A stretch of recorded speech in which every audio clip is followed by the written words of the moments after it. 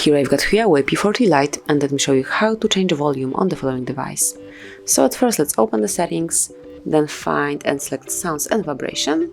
And here you've got media sounds, ringtone, alarms and calls. And if you would like to change the volume, all you have to do is to just tap on the scale and pick the volume that you would like to have, smoothly personalize it and adjust it to your needs. So this is media sounds, then ringtone,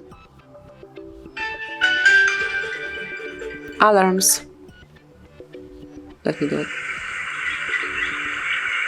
and calls.